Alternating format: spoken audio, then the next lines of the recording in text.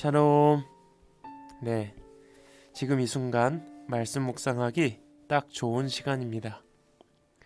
오늘은 열왕기하 24장 말씀 가운데 2절을 읽겠습니다. 주님께서는 바벨로니아 군대와 시리아 군대와 모압 군대와 암몬 자손의 군대를 보내셔서 여호야김과 싸우게 하셨다. 이와 같이 주님께서 그들을 보내신 것은 자기의 종 예언자들을 시켜서 하신 말씀대로 유다를 쳐서 멸망시키려는 것이다. 아멘. 이미 북이스라엘은 우상 숭배와 죄악으로 말미암아 아수르에 의해 멸망당했습니다. 그런 모습을 보고도 남유다의 왕들은 돌이키지 않습니다. 결국 므낫세가 왕이 되었던 시절 우상 숭배는 극에 달했고 하나님의 선지자들은 무참히 살해당했습니다. 결국 하나님은 수많은 기회를 주었어도 돌이키지 않는 남유다를 멸망시키겠다고 말씀하시죠. 그 이후 요시야 왕이 말씀을 듣고 회개하고 돌이켰지만 그가 죽자 또다시 하나님을 떠나 주변 강국들을 의지하고 우상 숭배의 죄악을 범하는 남유다의 왕들입니다. 여호야김도 그중 한 사람입니다. 강대국 이집트를 의지하며 나라의 명맥을 유지했습니다. 그리고 또 바벨론이 쳐들어왔을 때는 그의 신하가 되어 바벨론을 의지합니다. 그렇게 3년이 지났습니다. 여호야김 왕이 마음이 변하여 바벨론 느부갓네살 왕에게 반역을 일으킵니다. 이기지 못할 전쟁을 일으키는 것이죠.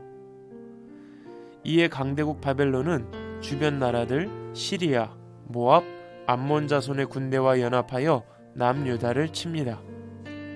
그런데 성경은 이것이 남유다를 심판하시기 위해 하나님께서 그들을 보내셨다 기록합니다. 하나님의 백성에게 회초리를 대시려고 강대국들을 모아 치시는 것이죠. 결국 남유다는 바벨론의 속국이 되었습니다. 왕과 그의 가족들, 그리고 예루살렘 주민, 관리들과 용사들, 모든 기술자들과 대장장이를 다 사로잡아갑니다. 그래서 남유다에는 가난한 사람 말고는 아무도 남아있지 않았다고 기록합니다. 바벨론의 느부갓네살 왕은 여호야김을 대신해 그의 삼촌 맏다니아를 왕으로 삼아 다스리게 하고 그의 이름을 시드기야로 고치게 했습니다.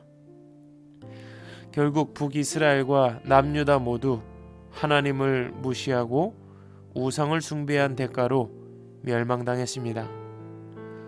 하나님의 말씀을 선포하는 선지자들과 의로운 자들의 피를 흘리게 함으로 멸망당했습니다.